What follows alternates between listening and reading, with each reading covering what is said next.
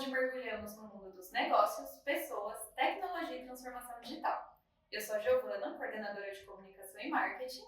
E eu sou a Caroline, gerente de cultura e comunicação, e hoje nós estamos aqui com duas convidadas muito especiais. E a primeira pessoa que eu queria apresentar é a Vanessa Barbizan. Ela é diretora de Tecnologia da Informação e Comunicação do Tribunal de Justiça do Rio Grande do Sul. Seja muito bem-vinda, Vanessa. Obrigada, Carol. E a gente está com a nossa gerente de negócios, Roberta Heiner. Roberta, muito bem-vinda. Obrigada também a Vanessa por ter aceitado o nosso convite, né? Com certeza. Eu que agradeço o convite. Bom, hoje a gente vai aproveitar aqui esse espaço para discutir como que as mulheres estão transformando o mundo da tecnologia. E aí, claro, aproveitar para explorar um pouquinho dos bastidores de como está a área de tecnologia no Tribunal de Justiça, falando da nossa parceria, né, entre CAST e Tribunal, que vem aí ao longo dos anos auxiliando na transformação digital. Mas antes, vamos começar, né, conhecendo um pouco mais da história de vocês. Então, se puderem compartilhar um pouquinho da trajetória. Sim, eu sou formada já há 23 anos em ciência da computação. Estou há 13 anos agora trabalhando no Tribunal de Justiça, né? Sou concursada. Mas tenho mais de 26 anos de atuação no mercado de tecnologia. Tá? Então, minha trajetória clássica, né? Estágio, depois trabalhei em empresas de consultoria lá no Rio Grande do Sul, e então em 2012 eu ingressei no Tribunal. Então, eu me formei em Direito pela Unicinos em 2016 e desde o início da minha carreira, da minha jornada profissional, eu atuei em empresas do segmento de tecnologia da informação. Iniciei em 2012 numa empresa, no departamento jurídico, e aí, progredindo na carreira, depois de formada, em 2019 eu migrei para a área de negócios, serviços, enfim, atuando mais na atividade fim efetivamente. Então, foi um desafio bem grande. Sou advogada de formação, né? Foi, assim, uma mudança bem drástica na minha carreira, mas tem sido bastante positivo. E até perguntar como que foi isso, né? Uma advogada, de repente, se ver mergulhada ali no mundo dos negócios. Sim, como eu já atuava bastante tempo na empresa, né? Eu já estava, digamos, no limite da minha progressão de carreira naquela função. Uhum. E aí, em busca de novos desafios, a empresa tinha uma expectativa de expansão para um determinado segmento, e aí a oportunidade casou com o meu anseio, e estamos aí hoje. Estamos aí. Muito bom. Muito bom. E aí eu queria saber, porque, Vanessa, você assumiu a gestão ali, né, do Tribunal de Justiça, e logo na sequência aconteceu aquela catástrofe no Rio Grande do Sul, né, que foi toda aquela enchente, todos os desdobramentos que aconteceram, e eu acredito que até hoje a gente deva ter desdobramento. Então eu queria que você contasse um pouco sobre isso, assim, como que foi essa experiência de lidar com a gestão, com a parte de tecnologia, né, o quanto o tribunal foi afetado, como que foi isso, assim, se você puder compartilhar conosco essa experiência? Faz exatamente 1 ano e 1 mês que eu assumi o cargo de CIO lá no TJDS, e exatamente foi 1º de abril de 2024, e a enchente começou no dia 30 de abril. Foi no finalzinho de abril, né? No finalzinho de abril. Então, nossa, não tinha nem um mês. E mas a gente não sabia ainda, né, Roberta, quando começou no interior do estado, a gente sabia que a situação no interior estava crítica, mas a gente não imaginava que ia chegar na capital na velocidade que chegou. Então foi muito, muito desafiador, né, tá assumindo um cargo da importância, né, numa direção do tamanho que é o Tribunal de Justiça, e no meio daquele problema todo, né. A gente, até para contextualizar, assim, qual é o tamanho da TI do tribunal, né? Hoje a gente conta ali com em torno de 150 servidores, um pouquinho mais agora que a gente está conseguimos agora chamar do último concurso novos analistas e técnicos, mais uns 200 terceirizados em todas as áreas, né? A CAST é uma das empresas que a gente trabalha em parceria. Então, a gente chega aí entre 350 e 400 pessoas na TI. A gente está com um orçamento que gira em torno de 300 milhões por ano. E essas pessoas ficavam presenciais? Não, até antes da pandemia, sim. Mas depois já estava híbrido, principalmente os terceirizados. Mas... e a gente atende, né, a população do estado inteiro. Né?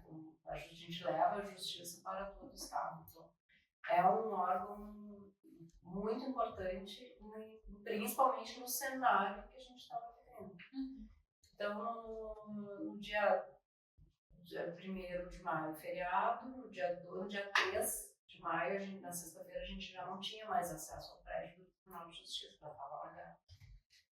E no dia 4, que foi no sábado, foi a primeira grande decisão que eu tive que tomar à frente da TI, desligar ou não as salas fortes, porque é muito melhor desligar preventivamente do que ter um sinistro.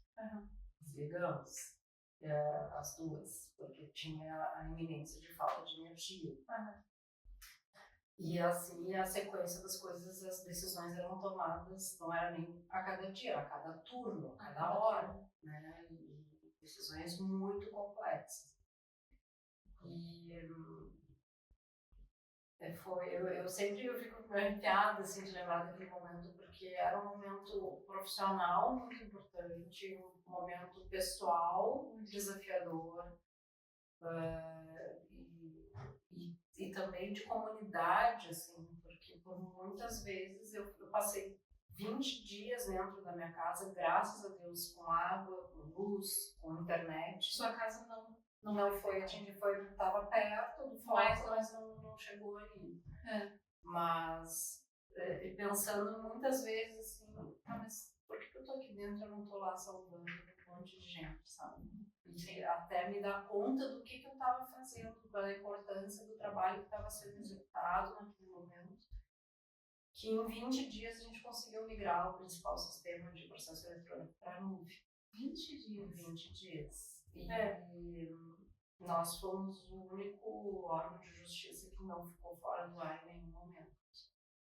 Então foi muito desafiador, foi gratificante ao final, né? Quando a gente consegue chegar no final, a gente vê o tamanho do que foi feito. Nossa, com certeza, né? Mas eu acho que esse questionamento, por que eu tô aqui, por que eu não tô lá, eu acho que isso aconteceu com toda a população, né? Eu acompanhei de perto, assim, muitos colegas justamente pensando isso, assim, eu tô aqui fazendo e por que eu não tô lá? Por que eu não tô ajudando as pessoas? Sendo que o que eu tava fazendo também era importante, né?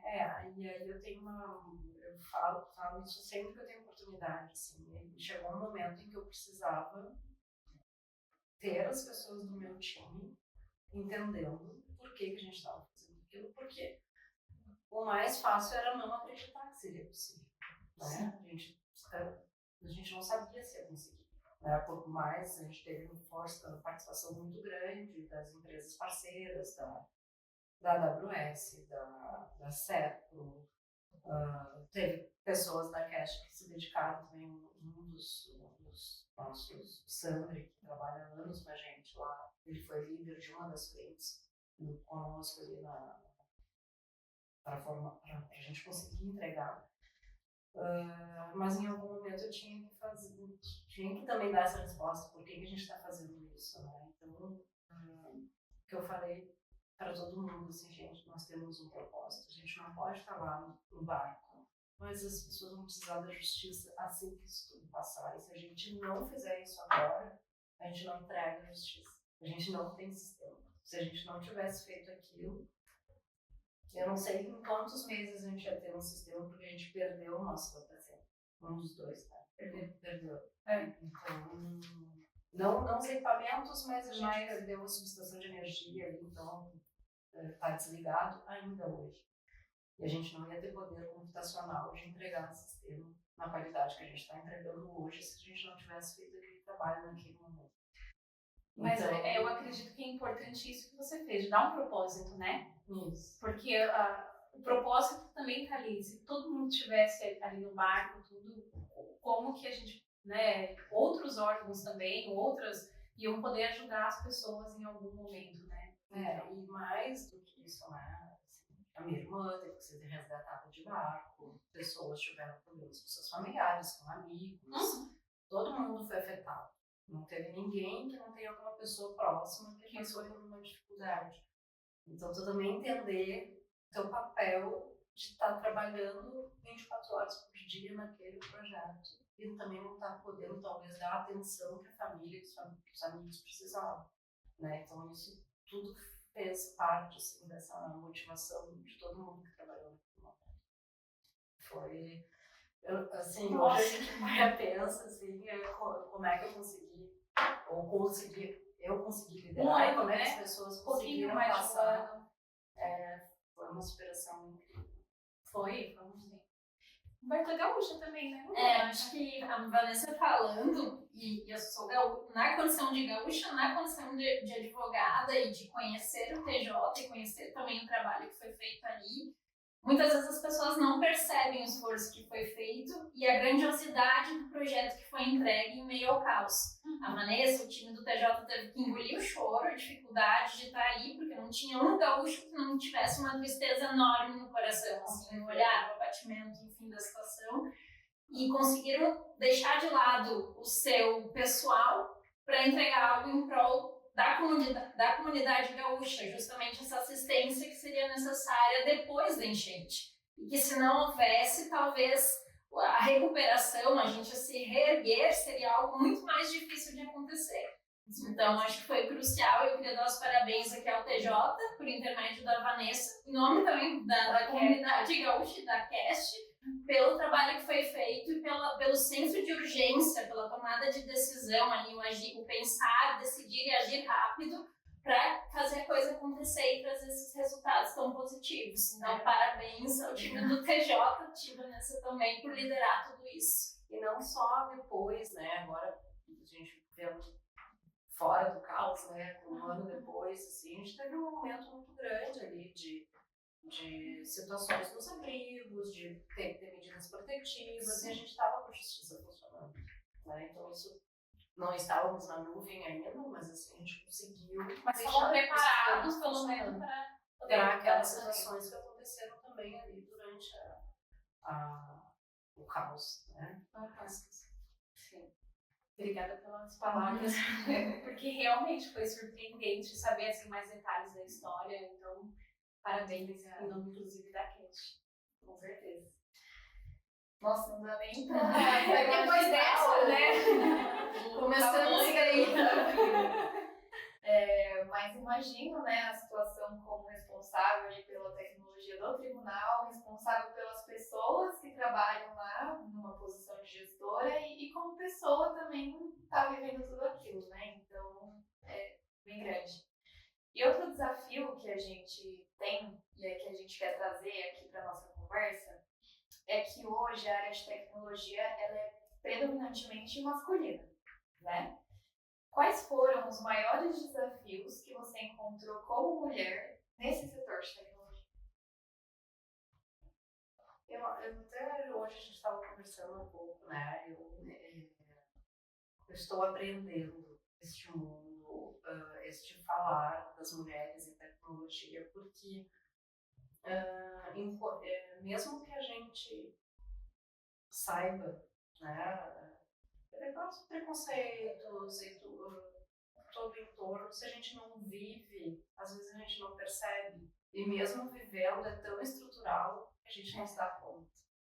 Então eu fui me dando conta aos poucos, né? Numa fala aqui, num gesto ali.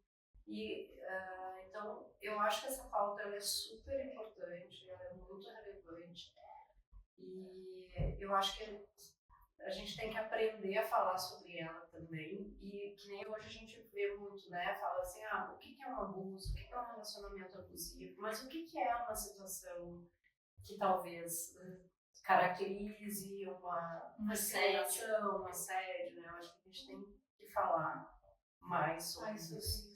Trazer para a consciência, né, de reconhecer quando essas situações Isso, então eu tenho uma dificuldade de dizer assim, quais foram as situações que eu passei. Teve, mas eu talvez não prestasse tanta atenção, né? Eu fui indo, fui crescendo na carreira, fui deixando isso meio de lado, assim, né? Eu não tenho nenhum exemplo assim forte, assim, passei por isso, né? Então, mas acho que é o que você disse, é tão estrutural que às vezes a gente cresce achando que algumas situações são normais, né? Então a gente normaliza algumas coisas até a gente conseguir identificar e trazer para a consciência, né? E pensar, talvez isso não seja... hoje até, assim, em termos de, né, nesse ano que eu estou exercendo a liderança, eu não senti nenhum dos meus liderados, nem nada, assim, nenhum desamor, não vou respeitar, não senti isso. E nem de forma sutil, nada. Não. Assim, mas é que como eu não senti, sabe? Mas eu tenho também 13 anos de tribunal. E quando tu tá, o setor público ele é diferente do setor privado, tem as vantagens e desvantagens. Assim como tem a vantagem de eu trabalhar há 13 anos mais ou menos com as mesmas pessoas, tem a desvantagem de trabalhar há 13 anos com as mesmas pessoas. Mas a gente se conhece, né? Então essa relação de confiança, de respeito, ela se construiu, não foi nesse ano, foi ao longo dos 13 anos. Então talvez por isso que eu... É uma construção, uma jornada, né? Nesse período agora de liderança à frente, eu não senti dos meus liderados nenhuma situação. Sabe? E a gente sabe que as coisas têm evoluído, né? A gente conversou com algumas colaboradoras da CAST, né, Gil, assim, desde o mês de março, por conta do Dia das Mulheres, a gente vem, inclusive por conta do nosso programa Elas em Tech, e a gente também escutou delas que é um cenário que tem evoluído. Então, inclusive, em período de formação, elas trouxeram que às vezes tinha uma e mais uma colega só na formação ali. Então, que bom que a gente escuta que nesse último ano, por exemplo, é algo que você não vivenciou, não teve essa experiência. Né? Que bom, porque a gente mostra que estamos evoluindo, né? E eu queria escutar de você também, Roberta, assim, como que você vê essa evolução, se você, né, tem algo nesse sentido para contar, que mesmo não sendo de tecnologia, você trouxe que trabalha em empresas de tecnologia há muitos anos. Sim. Então, como que você percebe essa evolução? Eu acho que ainda temos um longo caminho a percorrer, no sentido da mulher, de fato, conquistar o espaço que é dela, que ela merece, que ela tem capacidade de ocupar.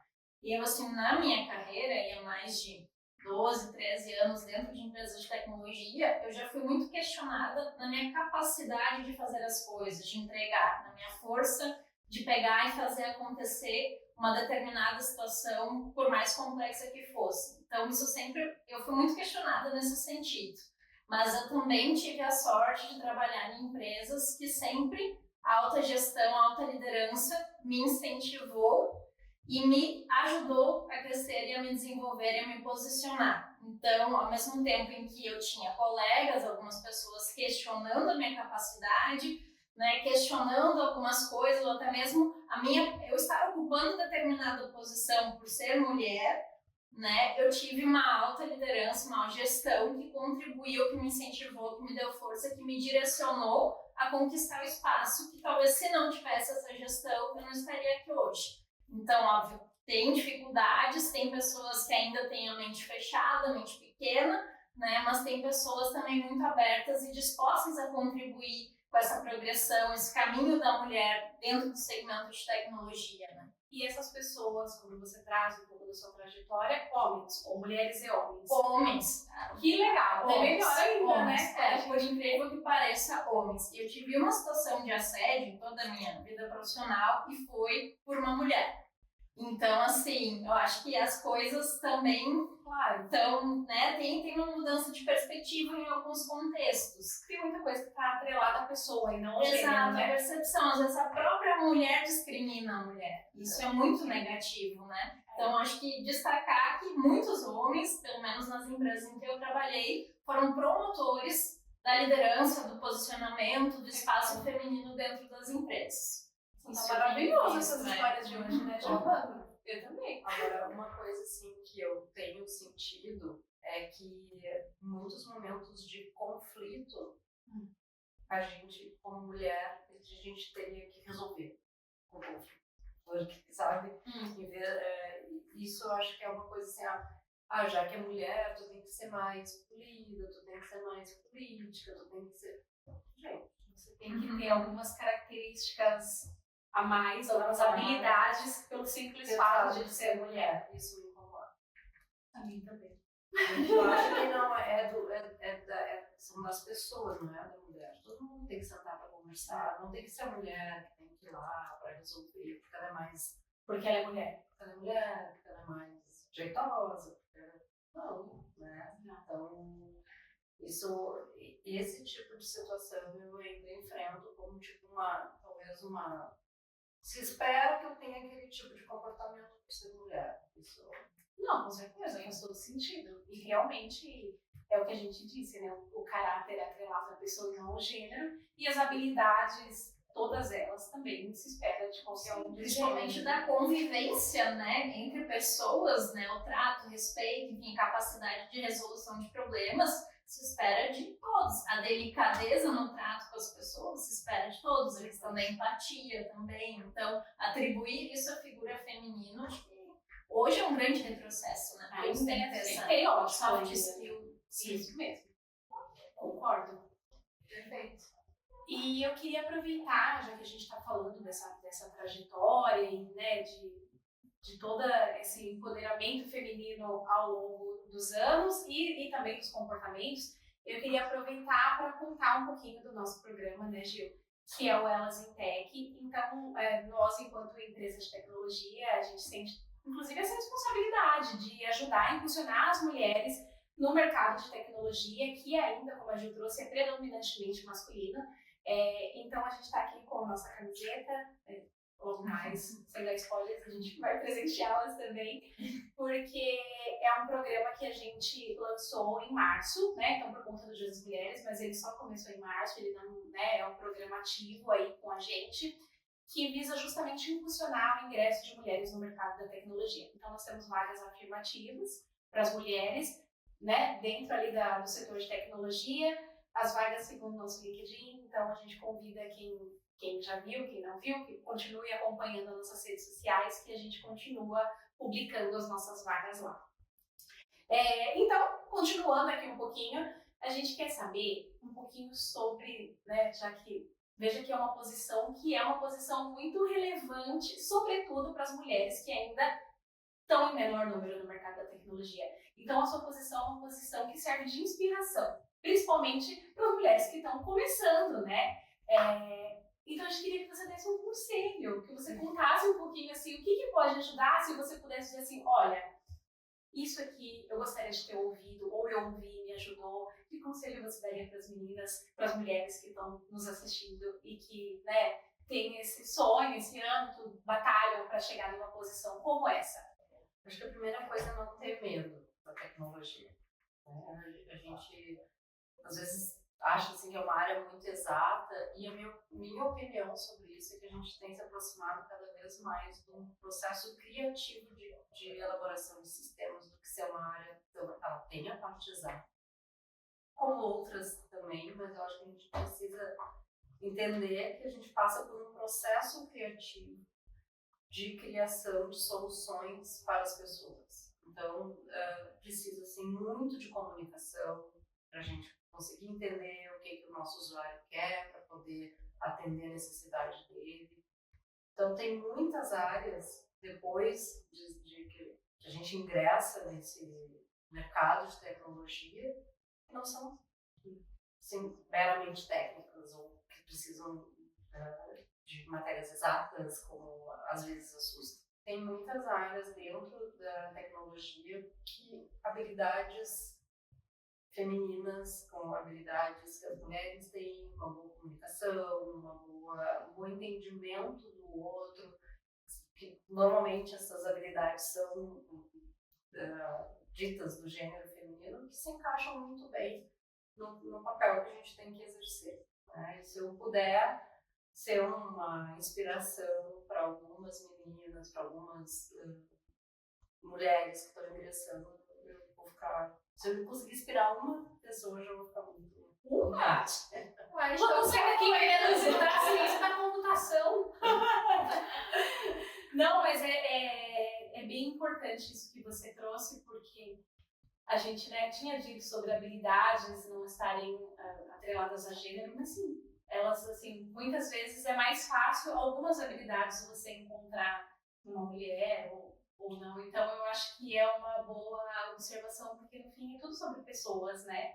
Então, a tecnologia também está a favor das pessoas. E puxando uma pauta que depois a gente vai entrar, mas hoje a gente tem a inteligência artificial para nos apoiar numa codificação. Né? A gente tem que saber o que a gente está construindo. Então, eu acho que com o avanço também de novas tecnologias, a gente pode ter menos medo, menos preconceito de que aquela área é tão masculina, que eu não vou me encaixar, porque eu não sou muito boa em matemática, nas exatas. Eu acho que isso cada vez, se a gente conseguir mostrar que tem uma outra gama, outras habilidades necessárias para o mundo de tecnologia, talvez a gente incentive mais mulheres a entrar. Né? E outra dica assim, é que a gente tem muitas comunidades como elas em tech, procurar saber como é que é a construção, o que se faz na área de tecnologia. Eu acho que e a gente tem no Rio Grande do Sul a Sucesso, que é uma associação de usuários de tecnologia, que tem um programa também Mulheres na TI. Tem 3 pilares, um deles é o incentivo das garotas que estão terminando o ensino médio, que estão naquela fase de construção, de ingressar, de procurar uma carreira. Então, tem programas de conversar com essas meninas, de mostrar, de incentivar, que seja mais uma... Não chega na mentoria, mas assim, de conversas, de mostrar a área de orientação, de dizer que é mais uma opção, né? Que existe essa opção para elas. Né? Muito bom, perfeito. E aí, falando de ser inspiração, vocês têm referências, mulheres que inspiraram vocês durante essa trajetória? Começa. Eu acho que primeira mulher inspiradora na vida de qualquer pessoa, a mãe, né? A minha mãe sempre foi uma inspiração no sentido de não desistir dos meus sonhos, de ir atrás, buscar. Ela sempre me incentivou, por mais que isso representasse ir morar longe, sair de casa, né? Viajar bastante. Ela sempre incentivou e ela é um exemplo de mulher, sem dúvidas. A minha irmã também, mais velha, eu acho que ela é profissional, ela é esposa, ela é mãe, ela é dona de casa, ela é todas as faces da mulher em uma só e ela faz tudo muito bem. Né? Às vezes ela dá umas surtadas, assim, estressada, mas eu acho que ela equilibra isso muito bem. Então ela é um exemplo, assim, que se um dia eu vier a casar, ter filhos, quisera eu ser como ela, porque ela, além de tudo, é uma excelente profissional. Também é vendedora e vende bastante. Qual é o nome da mãe? A minha mãe é Dulce, minha irmã Raquel. E assim, profissionalmente, que me ajudou muito na minha escolha, né, na minha divisão na divisão de águas da minha carreira, foi a Soraya Schucker. Acho que pronunciei corretamente o sobrenome. E assim, busquei uma consultoria, ela me ajudou sem me julgar. Com um olhar muito empático, acolhedor, assim, que me ajudou assim, a seguir em momentos difíceis, de dúvidas, incertezas. Então, essas 3 mulheres, sem dúvidas, representam muito do que eu sou hoje. Eu vou assim, contar uma historinha da minha trajetória no tribunal e tem uma pessoa que me falou uma coisa que até hoje eu lembro. Assim. Quando eu ingressei, o diretor na época, ele disse que a próxima pessoa que ingressasse no concurso ia trabalhar para estruturar o escritório de projetos lá da TI. E por sorte fui eu a próxima a entrar, e sorte dele também, que eu tinha toda a minha carreira formatada já para construção, para estruturação de escritório de projetos, trabalhando em gestão de projetos. E tinha uma das consultoras, a Márcia, que quando ela saiu, quando terminou o projeto no final do ano, ela disse assim, Marisa, tu ainda vai ser diretora. Eu disse, Márcia, calma. Quanto tempo isso? Quando eu entrei. Logo que você entrou. Eu nunca me esqueci daquela frase dela, e era uma pessoa que eu admirava bastante o jeito que ela trabalhava, que ela se comportava, assim, e aquilo ficou, sabe, e agora que eu tava pensando, eu me lembrei. E falando da minha mãe também, eu tenho uma história muito bacana, que aquelas coisas da vida, né, como a gente estava comentando, né? A minha mãe, eu não me lembro, acho que ela tinha 50 anos, ela saiu da empresa que ela trabalhava e ela disse que vou fazer concurso. Ela passou no concurso do Tribunal de Justiça. Foi ser secretária da TI. Não acredito. E ela, isso antes de eu entrar, ela já estava lá há 5 anos. Quando você entrou, ela ainda estava ou não? Aí eu trabalhei quase 8 anos com ela lá. E a gente sentava, teve épocas que a gente sentava uma do lado da outra. Gente, que privilégio! Então foi super. Foi uma inspiração também, assim, ter a minha mãe do meu lado. Então ela acompanhou toda a minha gestação. Eu tava todo dia lá, eu chegava, tinha chimarrão pra tomar. Gente, o cuidado do trabalho de mãe. E eu falo eu dizia pros meus colegas, pode chamar minha mãe. Como é o nome da sua mãe? Rose. Rose, então também chama Rose. E A sua também chama Rose. Nossa, que história de mulheres assim que fortalecem Claro. a gente, né? Assim, eu contei uma história de alguém que fez uma previsão, A previsão. acreditou e viu uma potencialidade, né? E da minha mãe. Mas que legal você ter entrado e logo na sequência alguém te vê com esse potencial para você assumir uma diretoria e hoje você está aqui contando essa história aqui. A Márcia Moretti. Márcia Moretti. Muito bom. E aí eu queria saber um pouco. Nossa, que história bonita da Gisele. Aí eu não sei qual é a mais bonita, se é a história da sua mãe, estando ali trabalhando do seu lado, onde uma pessoa te fala. Ai, que lindo. Tá. Respirar um pouco aqui, vamos voltar. E Vanessa, trazendo um pouco, né, como você está há bastante tempo no Tribunal de Justiça, então você pôde acompanhar o quanto a tecnologia foi modernizando mesmo, né, os processos, e você trouxe, né, essa experiência quando você entrou de montar um escritório de projetos. Então eu queria a sua opinião, como que você acha que a tecnologia funcionou, né, e modernizou e deu acesso a mais pessoas, facilitou o acesso das pessoas a toda a estrutura judiciária? O Tribunal de Justiça do Rio Grande do Sul, ele é um pioneiro, assim, ele é uma referência no cenário nacional em termos de tecnologia. Né? Então, a gente lá nos anos 90 ainda já tinha um sistema ainda do processo físico para gerenciar os seus processos. E a gente veio entregando foram feitas várias entregas inovadoras nesse período. Né? E hoje, o tribunal ele está 100% eletrônico, né? E com seus 100% dos seus processos em nuvem. Então, o tribunal também tem uma característica de ser resiliente, porque quando a gente começou a pandemia em 2020, a gente era um dos últimos no ranking de processos eletrônicos. E a gente digitalizou 100% quase 100% dos processos, foram 2,5 milhões de processos na pandemia.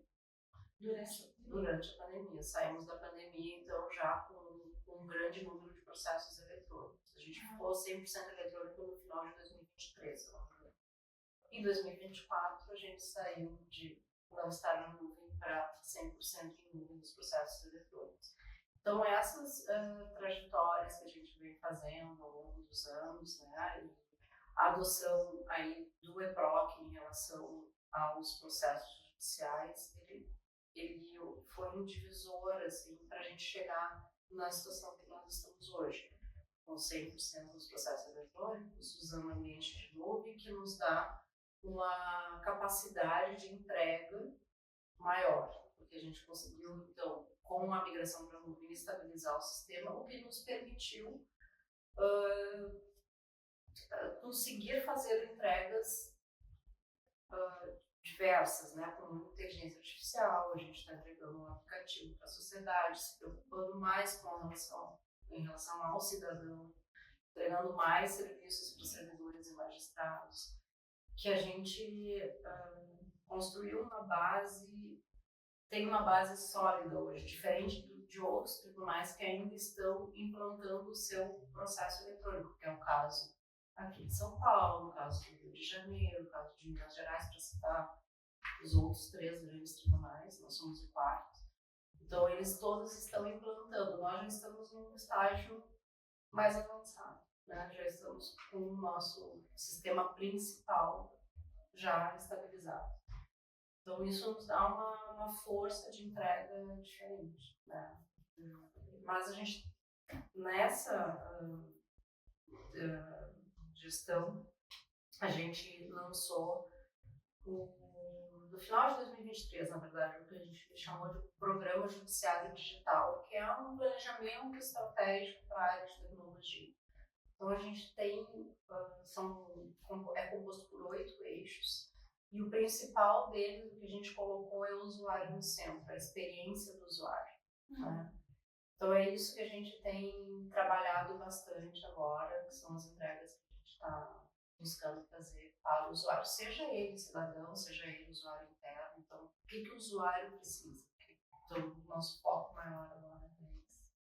E eu estava pensando, enquanto você falava, como alguns eventos conseguem impulsionar o avanço tecnológico em muitos anos, assim, né? Você citou 2, que foi a pandemia e toda a enchente, tudo que aconteceu com as chuvas no Rio Grande do Sul. Quanto vocês conseguiram, nesse momento, avançar tecnologicamente muito, assim, né?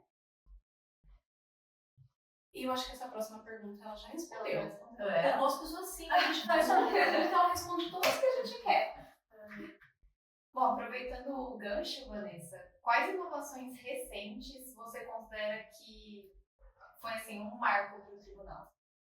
Eu acho que tudo que a gente tem feito agora de inteligência artificial, né, que fica muito claro para mim em relação ao desenvolvimento da inteligência artificial é que é um processo.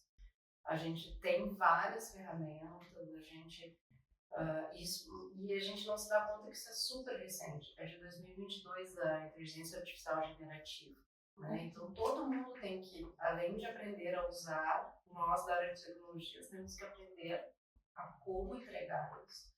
E a gente tem feito trabalhos bem significativos. Então, um que está saindo do forno, e comentei com a Roberta que a CAST teve um papel importante para a gente entregar, é uma inteligência artificial no sistema de processo eletrônico administrativo, que é o SEI, que é usado em mais de 500 órgãos do país, se não me engano.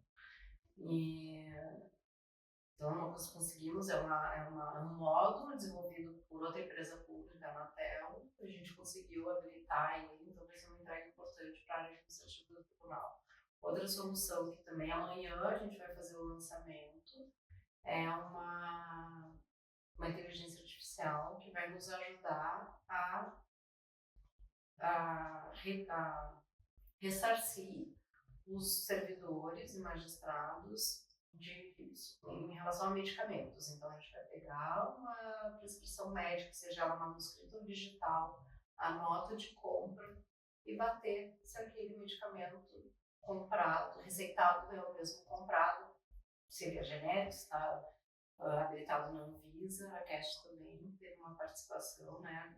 Desenvolveu o sistema SALOS, onde a gente colocou a inteligência artificial. E na área jurisdicional a gente tem a nossa plataforma, que a gente deu o nome de Gaia, então todas as nossas inteligências artificiais, a gente chama de GAI, vários agentes desta plataforma. E aí, na área jurisdicional, a gente tem aí diversas soluções. Estamos implantando, já em piloto, um chat conversacional com o processo, então os usuários conseguem fazer perguntas em relação ao processo, em seguida vão conseguir gerar relatórios. Nossa, que legal! Sobre o meu processo, eu entro lá. Não o usuário final, né? Mas o sim. servidor. Depois a gente pode habilitar para o usuário final. E para o cidadão, a gente também está fazendo uma solução que é, em conjunto com o Tribunal de Justiça Militar, vai se chamar Explica-IT.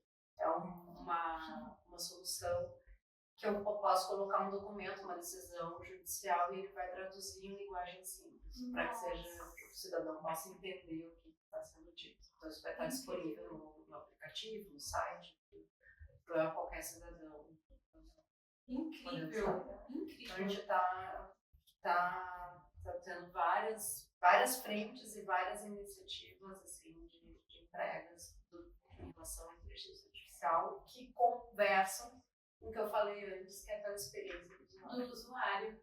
E você trouxe algumas soluções incríveis, né? E que algumas a Cash teve um papel ali, né, de parceiro. Então eu queria que você falar um pouquinho mais sobre isso, que você nos contasse, né? A Cash já é uma parceira do tribunal há muitos anos, né? Então que você avaliasse, trouxesse um pouco da sua perspectiva, como que a Cash tem ajudado, né, a melhorar a experiência do usuário, seja ele interno, externo, mas como que a Cash tem ajudado a impulsionar toda essa jornada junto ao tribunal?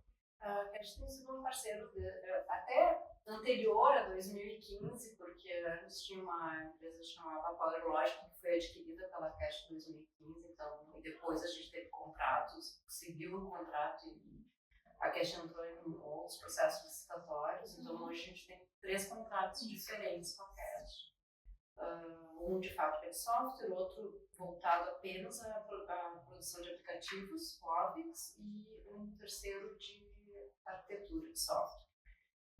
Então, para a área, hoje atua o contrato, né, que nós temos, ele atua muito para desenvolvimento de soluções para a área administrativa, e esse outro contrato da arquitetura de software, porque a arquitetura como um todo na TI, né. Então, são contratos muito importantes, são profissionais que a gente tem um relacionamento há muitos anos, muitos deles. Então, é essencial para as nossas entregas a parceria que a gente tem com a empresa. E, não citei, a gente também está para fazer o lançamento, mas a gente já está disponível na Apple e no Android, o super aplicativo do tribunal. A gente já teve, mesmo sem divulgação, 25 mil downloads. E foi viabilizado por esse contrato que a gente tem de aplicativos móveis com a Cash. Então, a Cash nos apoiou no desenvolvimento desse aplicativo, que a gente está apostando muito. A gente está fazendo uma entrega por mês, então a promessa é 2 entregas no ano de 2025, uma entrega por mês, em que a gente vai ofertar muito mais serviços para o cidadão. Que legal. Orgulho. Fala isso. Orgulho por pertencer. Falando um pouquinho de futuro, você pode dar um spoiler pra gente? O que o tribunal está planejando em termos de inovação? Fora o que você já disse, né? Não é pouca coisa, é bastante coisa. Não é pouca coisa, mas conta mais, Luanissa. A gente como eu disse, né, assim, o pilar de tudo, dessa transformação que a gente vem fazendo, é algo que nos habilitou esse contrato de nuvem. Então, tem muitas coisas que a gente está conseguindo viabilizar através deste contrato. Então, a gente, dentro desse programa judiciário digital, um dos pilares é a computação em nuvem, que a partir dela, então, a gente consegue entregar uma segurança da informação melhor, a gente consegue entregar inteligência artificial, a gente consegue entregar uma melhor experiência do usuário, uma melhor gestão administrativa. Então, a gente tem projetos em todas essas linhas. Então, agora, um desafio grande que a gente está trabalhando é a capacitação, né? A capacitação dos nossos usuários, o que é essa transformação digital, como é que se usa a inteligência artificial. Então, a gente está formatando isso. No eixo de gestão administrativa, a gente está fazendo uma avaliação por uma nova solução de ERP, talvez. Ferramentas de CRM, que nós não temos nada, que é para gerenciar esse atendimento de uma forma melhor. Então, tem várias iniciativas aí que a gente entende que vamos ter um judiciário diferente, uma transformação digital solidificada aí nos próximos anos. Talvez. E você já me deu um gancho, obrigada. E a minha próxima pergunta, que é falando de futuro mesmo, né? Você trouxe alguns exemplos de inteligência artificial e é só o que a gente fala hoje em dia, né? Tecnologia, a gente não tem como não falar de inteligência artificial. Então, você deu alguns exemplos do que já está sendo feito, assim. E eu queria um pouco sua opinião também. Primeiro, se usa, né, no seu dia a dia, e eu também quero a opinião da Roberta aqui, como que funciona também, Roberta, para essa parte de negócios, né? Se vocês usam, como que você acha que a inteligência artificial também vai, né, impulsionar o setor público? Então, além desse próximo ano aqui, que você conte um pouquinho mais sobre inteligência artificial no setor público e no seu dia a dia, né? Eu acho que no dia a dia, assim, todo mundo usa, né? Mesmo sem saber, talvez. Né? Eu ainda uso pouco. Eu faço uso do ChatGPT, Copilot, essas ferramentas, né? A gente está até licenciando mais licenças lá a gente tem o Office 365, então tem o Copilot junto, então eu uso bastante nesse sentido, no uso corporativo, digamos assim. Tenho usado também, se eu preciso. Esses dias eu pensei assim, eu preciso de uma receita para fazer porque eu tenho isso. Vou perguntar pro ChatGPT, olha só, tenho isso, o que eu faço? E ele falou. Ele me deu uma receita. Danado, né? Então, essas, eu digo, recreativas, esses usos, assim, no dia a dia mesmo. Mas eu acho que tem muito mais a explorar. A minha opinião, assim, sobre a inteligência artificial é que ela não vai resolver todos os problemas, né? Eu digo assim, não é uma corrida pelo santo grau, embora pareça. Como se a gente dissesse, vou chegar lá e aí... Não, a gente tem que... É um processo, a gente está no início desse processo.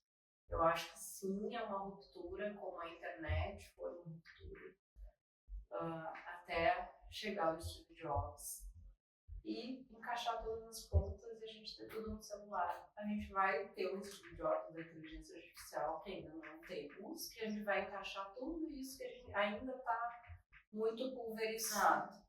Né?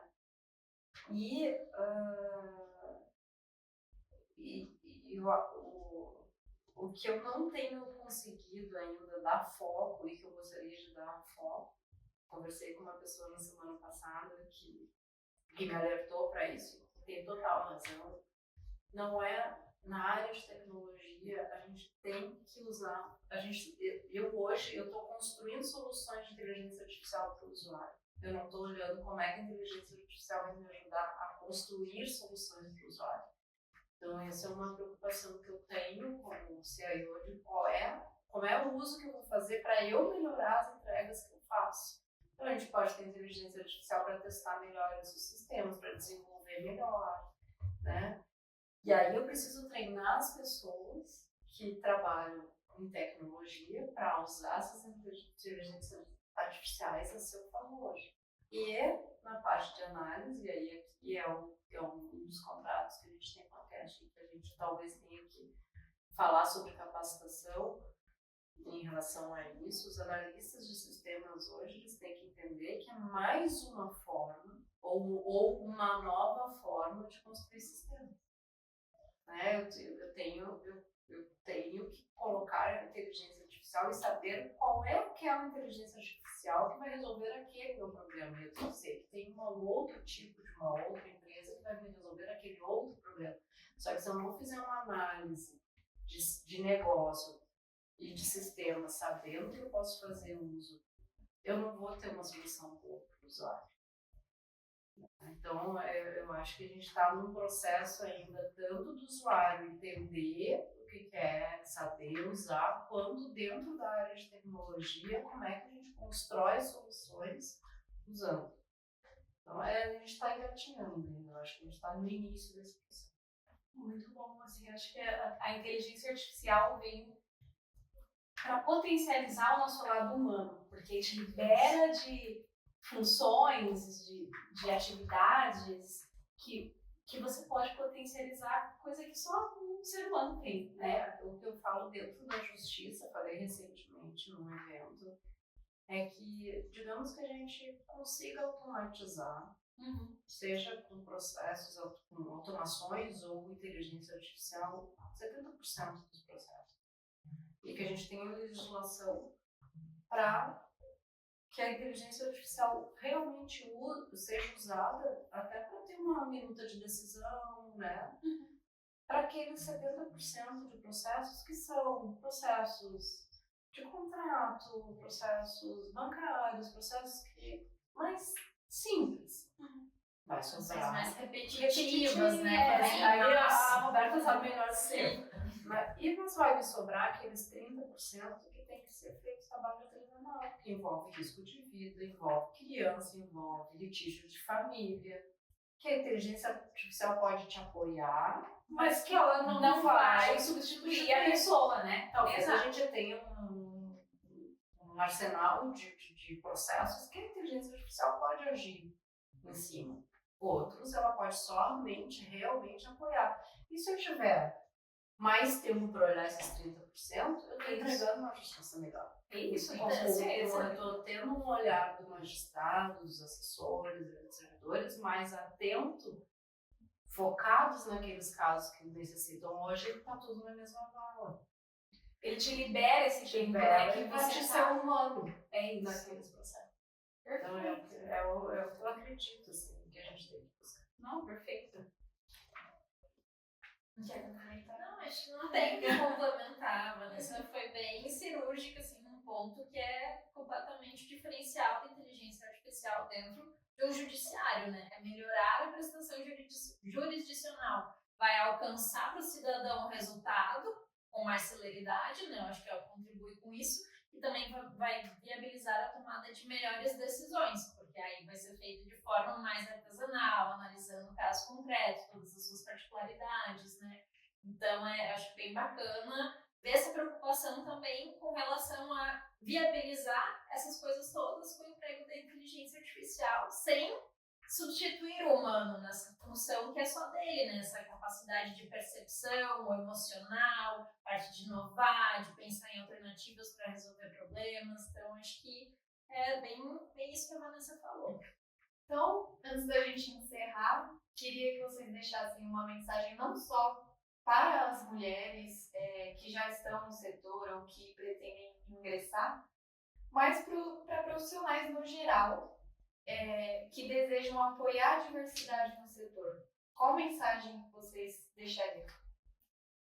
E a gente vai começar com a Ru. Ai. Eu acho que acreditar em si mesmo, né? Para ingressar, a gente precisa confiar na nossa capacidade, porque, querendo ou não, a gente em algum momento vai ser questionado por alguém, em alguma etapa do processo.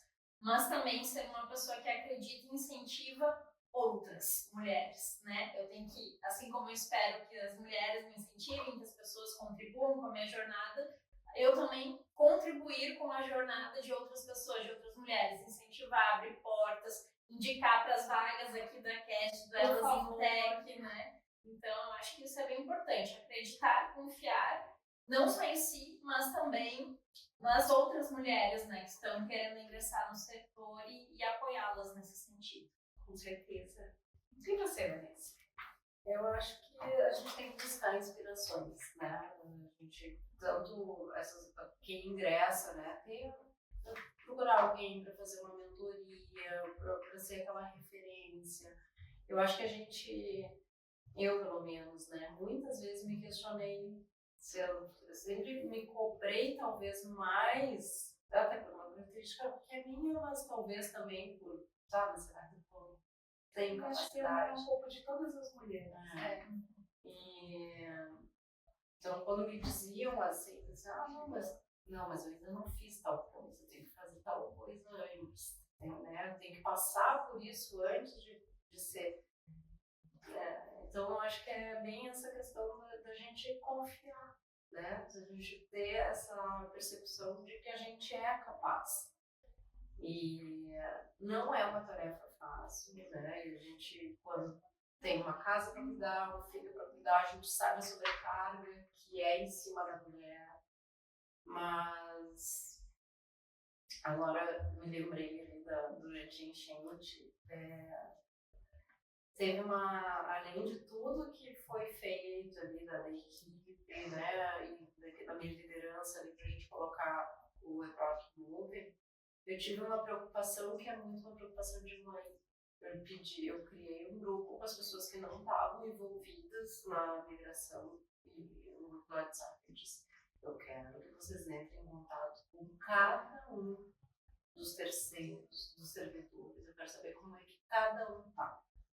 Aqueles que estiverem passando por dificuldade, eu quero que vocês me deem o contato que eu vou ligar no meio do caos. Então, isso que é a sensibilidade, assim, que a gente tem. Eu sou mãe, né? Então eu tinha e eu falo para os meus que eu tinha um contrato da Cast dos Arquitetos, que são os meus, são os meus guris. Então eu tenho, e as mulheres no geral, elas têm esse cuidado, que é um diferencial para cargos de liderança também. E eu acho que a gente não precisa perder isso. A gente não tem que se masculinizar, a gente tem que ser feminina nos postos de liderança para ensinar os homens a serem mais diferentes, né? Diferentes. A diversidade está nisso, né? Porque se a gente ocupa o cargo e faz como eles fazem, qual é o valor disso, né? Cada um tem sua habilidade, sua capacidade, são habilidades complementares. Exato. A gente não precisa buscar, tem que ser daquele jeito. A gente tem que ser a gente, né? Então a gente tem nessas big techs já mulheres em lideranças muito importantes. Que são uma inspiração, né? E todas essas empresas big techs, elas têm programas de mulheres também para fomentar as mulheres em tecnologia. Então, a dica final, assim, eu acho que para quem está ingressando, para quem está naquela transição de carreira, que foi o que a Roberta fez, é buscar, né? Buscar inspiração, buscar esses grupos, buscar fazer parte de comunidades, dessas trocas. Eu acho que isso é o mais importante. Queria muito, muito agradecer a sua participação. A gente ficou muito feliz, muito honrado com o seu aceite. Obrigada, Roberto, por também estar aqui com a gente, nos apoiar também. Então, em nome da Cast e principalmente assim, em nome aqui meu e da Giovana e do time de marketing, muito obrigada por vocês participarem. Obrigada por compartilhar essas histórias com a gente. Eu tenho certeza, ela já inspirou e já foi tão importante pra gente. Eu tenho certeza que vai inspirar e vai apoiar e ajudar muitas outras mulheres. Gil. Eu tô aqui segurando. A gente é emocionada. A gente chora um pouquinho, mas tá tudo certo. Obrigada. Você falou que se inspirasse uma pessoa, você já estava contente, então sinta-se contente. Realizada. Você pode sair realizada. E a gente fez um convite para que as pessoas continuem acompanhando as nossas vagas, continuem seguindo a Cast nas redes sociais e nos vemos no próximo episódio. Obrigada. Obrigada.